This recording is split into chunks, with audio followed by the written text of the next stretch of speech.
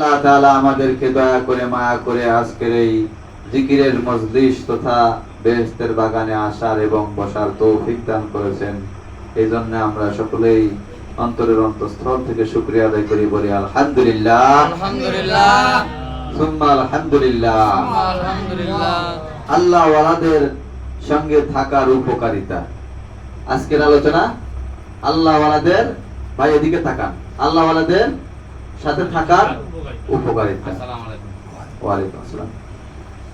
আল্লাহ ওয়ালাদের সহবতে থাকলে কি উপকার হবে? আল্লাহ ওয়ালাদের সহবতে থাকতে পারাটা অনেক সৌভাগ্যের বিষয়। এটা কি অনেক সৌভাগ্যের বিষয়, আল্লাহ ওয়ালাদের সাথে থাকতে পারাটা। এতে কল্যাণমুখী শিক্ষা এবং সৎ উপদেশ লাভ হয়। সৎ কাজ করা ও অসৎ কাজ থেকে দূরে থাকার অভ্যাসে পরিণত হয়।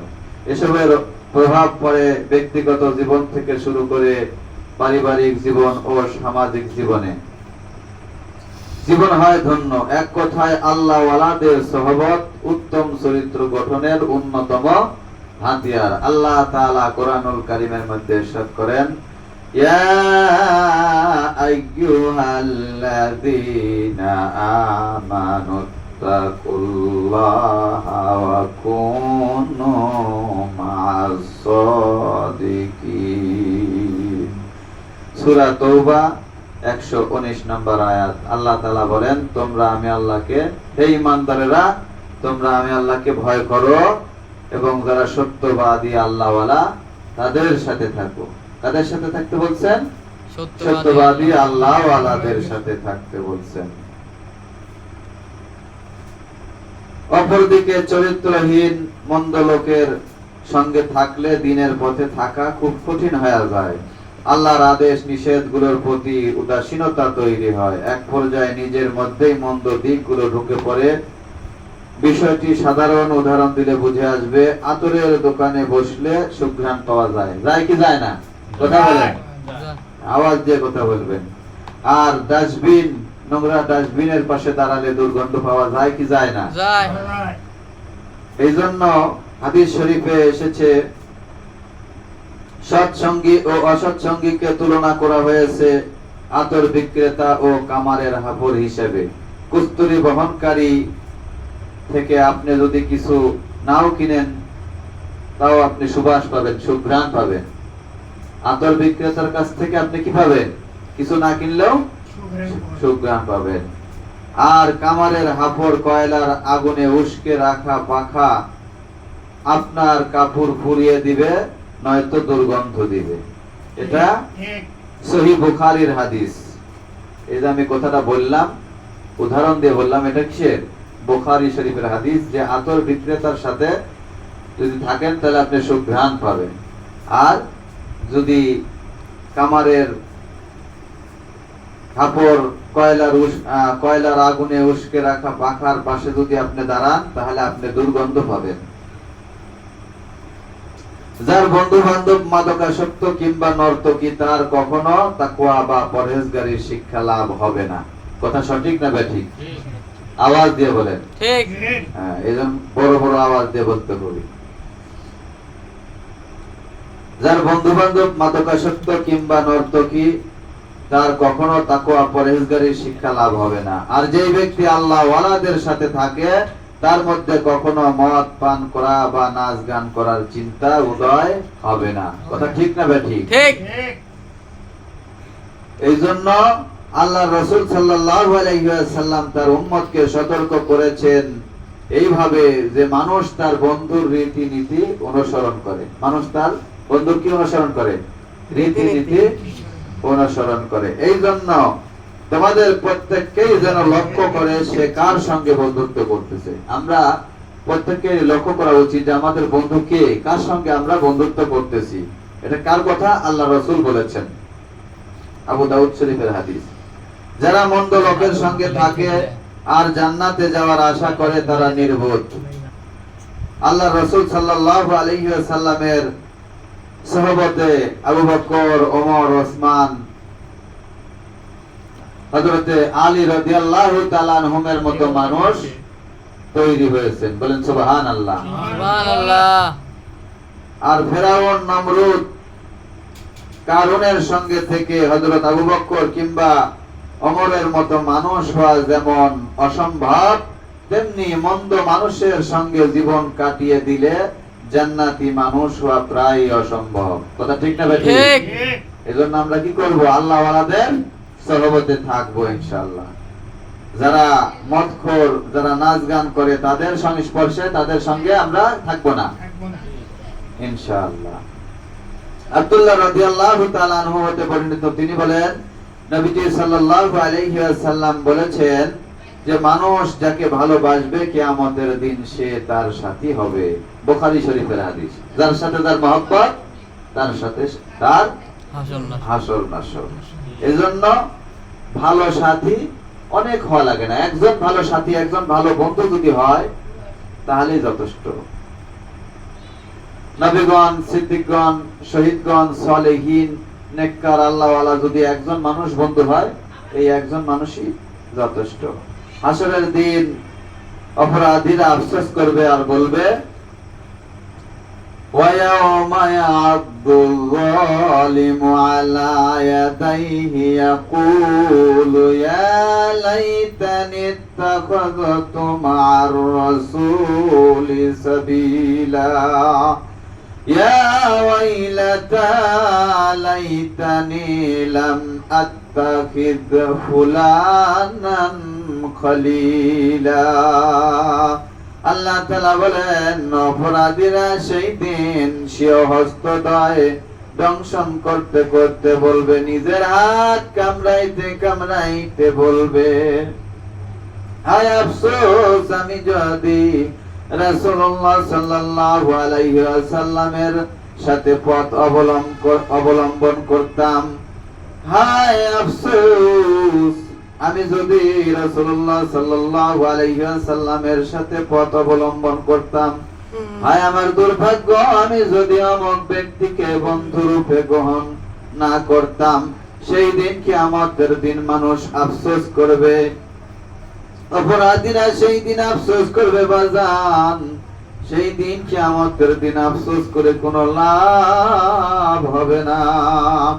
এখনো সময় আছে বাজান, আল্লাহ ওয়ালাদের সহবত গ্রহণ করুন, তবেই প্রকৃত মানুষে পরিণত হবেন। আল্লাহ তাআলা তার রাসূলকে বলেছেন, ওয়াসবির নাফসাকা মা'আল্লাযীনা ইয়াদউনা রাব্বাহুম বিল غداة والعشي يريدون وجهه ولا تدع عيناك عنهم تريد زينة الحياة الدنيا ولا تطع من أغفلنا قلبه عن ذكرنا واتبع هواه وكان أمره فرطا। আল্লাহ রাসূলের চাইতে ভালো মানুষ কি পৃথিবীতে আছে? না। কখনো ছিল? না। কখনো হবে? না। সেই আল্লাহ রাসূল সাল্লাল্লাহু আলাইহি ওয়াসাল্লামকে আল্লাহ তাআলা বলতেছেন, আপনি ধৈর্য সহকারে তাদের সঙ্গে থাকুন যারা সকাল সন্ধ্যা আল্লাহ তাআলাকে ডাকে। যারা সকাল সন্ধ্যা আল্লাহ তাআলাকে ডাকে, আপনি তাদের সঙ্গে থাকুন। এবং কিভাবে? ধৈর্য সহকারে। যারা আল্লাহর সন্তুষ্টি লাভের জন্য আল্লাহ তাআলাকে ডাকে, তাদের সঙ্গে থাকার জন্য কে বলেছেন? আল্লাহ নিজে বলেছেন। কাকে বলতেছেন? আল্লাহর রাসূলকে। তাহলে আমরা কাদের সঙ্গে থাকবো? যারা সকাল সন্ধ্যা আল্লাহ তাআলার জিকির করে, আল্লাহকে ডাকে, তাদের সঙ্গে থাকবো ইনশাআল্লাহ। ঠিক আছে না? আপনি তাদের থেকে আপনার দৃষ্টি ফিরিয়ে নেবেন না। আল্লাহ রাসূলকে বলতেছেন, যারা আল্লাহ নিজের প্রতিপালককে ডাকে, তাদের কাছ থেকে আপনার দৃষ্টি ফিরিয়ে নেবেন না। আপনি কি দুনিয়ার জীবনের সাজসজ্জা পছন্দ করেন, আপনি আনুগত্য করবেন না যার অন্তরকে আমি আমার স্মরণ হতে, আমার জিকির হতে উদাসীন করে দিয়েছি, এমন মানুষের আনুগত্য আপনি করবেন না। যে ব্যক্তি নিজের নফসের গোলামি করে, যার কার্যকলাপ সীমা লঙ্ঘনমূলক, এমন মানুষের সঙ্গে আপনি থাকবেন না, এমন মানুষের আনুগত্য আপনি করবেন না। ইসলামী সুফিবাদ ও আধ্যাত্মিক ধারায় পীর বা মুর্শিদের সাথে থাকা বা তাদের সহবত সান্নিধ্য গ্রহণ করার বেশ কিছু উপকারিতা ও গুরুত্ব রয়েছে। সুফিবাদের দৃষ্টিকোণ থেকে এগুলোর প্রধান উপকারিতা গুলো আত্মশুদ্ধি ও আধ্যাত্মিক উন্নতি। পীরের সহবতে থাকলে মুরিদ বা শিষ্যের অন্তরের ময়লা, যেমন হিংসা, অহংকার, লোভ ইত্যাদি খারাপ গুণগুলি দূর হয় এবং আত্মশুদ্ধি লাভ করা সহজ হয়। সঠিক পথের নির্দেশনা, পীর বা মুর্শিদ আল্লাহর আদেশ নিষেধ পালনে সঠিক প্রশিক্ষণ দেন এবং শরীয়ত অনুযায়ী জীবন যাপনের পথ দেখান। আল্লাহর নৈকট্য লাভ, আধ্যাত্মিক জ্ঞান অর্জনের মাধ্যমে আল্লাহর নৈকট্য লাভের প্রচেষ্টা করা যায়। নেককারদের সহচর্য, কোরআনে সৎ ও সত্যবাদীদের সাথে থাকার নির্দেশ দেওয়া হয়েছে, যা পীর মাশায়েখের সান্নিধ্যের মাধ্যমে অর্জিত হয়। দ্বীনি জ্ঞান ও আমল, পীরের মাধ্যমে শরীয়ত, তরিকত, হকিকত, মারিফত, ইলমে তাসাউফের জ্ঞান অর্জন করা এবং নিয়মিত আমল করার প্রেরণা পাওয়া যায়। একজন প্রকৃত পীরের বৈশিষ্ট্য ও গুণাবলী, আল্লাহওয়ালা ও তাকওয়াবান পীর হতে হলে প্রথমে তাকে খোদাভীরু ও ধর্মপরায়ণ হতে হবে। তিনি সর্বদা শরীয়তের সঠিক অনুসরণ করেন এবং অন্যদেরও তাই শেখাবেন। নবীজির সুন্নাহর অনুসরণকারী। প্রকৃত পীর সর্বদা রাসূলুল্লাহ সাল্লাল্লাহু আলাইহি সাল্লামের আদর্শ অনুসরণ করেন এবং তার জীবন আচরণ মুরিদদের শেখান। আধ্যাত্মিক জ্ঞান ও হিকমতের অধিকারী, পীর শুধুমাত্র বাহ্যিক ইলমের বাহক নন, বরং তার হৃদয়ে আধ্যাত্মিক জ্ঞান ও আল্লাহর বিশেষ রহমত থাকতে হয়। মুরিদদের আত্মশুদ্ধির পথ প্রদর্শক, পীর তার মুরিদদের নফসের দাসত্ব থেকে মুক্ত করে আল্লাহ মুখী করার চেষ্টা করেন। তিনি মুরিদদের অন্তরের রোগ, যেমন অহংকার, লোভ, হিংসা ইত্যাদি দূর করতে সাহায্য করেন। ধৈর্যশীল ও সদাচারী, পীরকে ধৈর্যশীল, সহনশীল ও সদাচারী হতে হয়। তিনি মুরিদদের ভুল ত্রুটি ক্ষমা সুন্দর দৃষ্টিতে দেখেন এবং ধাপে ধাপে সংশোধন করেন। পীর কেন প্রয়োজন জানা দরকার আছে না নাই? আছে। ইসলামে আত্মশুদ্ধি ও আধ্যাত্মিক উন্নতির গুরুত্ব অনেক বেশি। যদিও প্রত্যেক মুমিনের জন্য কোরআন ও সুন্নাহ যথেষ্ট পথ নির্দেশনা দেয়, তবুও অনেক সময় ব্যক্তি নিজেই আত্মশুদ্ধির সঠিক পথ খুঁজে পান না। ঠিক এ কারণেই একজন পীর বা আধ্যাত্মিক গুরু প্রয়োজন, যিনি শিষ্যদের সঠিকভাবে গাইড করতে পারেন। আত্মশুদ্ধির জন্য পীরের প্রয়োজন। মানুষের অন্তর নফস নিজের কামনা বাসনা দ্বারা প্রভাবিত হয়।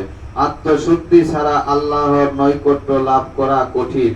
পীর একজন আধ্যাত্মিক প্রশিক্ষকের মতো কাজ করেন, যিনি শিষ্যকে তার আত্মার রোগ নির্ণয় করে তা থেকে মুক্তির উপায় বলে দেন। সঠিক পথ নির্দেশনার জন্য পীরের প্রয়োজন।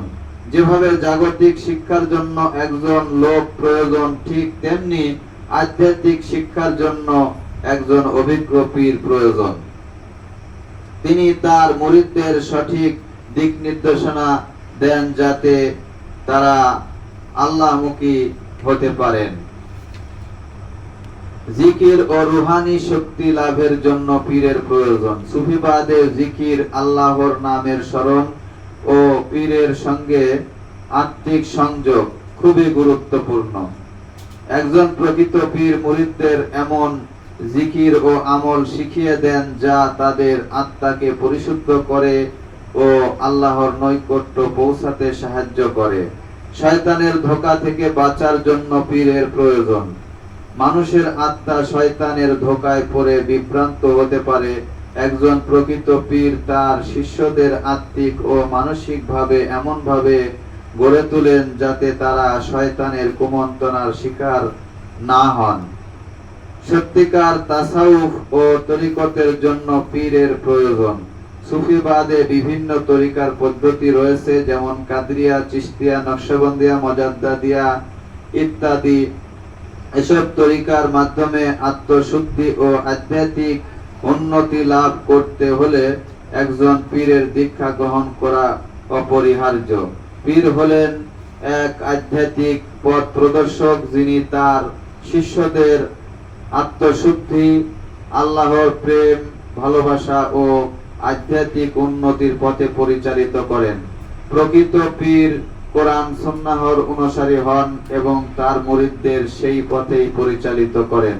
তাই সঠিকভাবে আল্লাহর দিকে যাওয়ার জন্য একজন সত্যিকারের হক্কানি পীরের দীক্ষা গ্রহণ করা গুরুত্বপূর্ণ। তবে মনে রাখতে হবে, প্রকৃত পীরের অনুসন্ধান করাটাই প্রধান কাজ, যাতে মানুষ ভ্রান্ত গুরুর কাছে প্রতারিত না হন। যেখানে সেখানে যাওয়া যাবে না। ভণ্ড পীরের কাছে যেখানে কোরআন হাদিস নাই সেখানে যায় প্রতারিত হওয়া যাবে না। আল্লাহ তাআলা আমাদের সকলকেই প্রকৃত হক্কানি পীরের সন্ধান দান করুন এবং সঠিক পথের সাথী বানান। বলেন আমিন। একটু জিকির করেন লা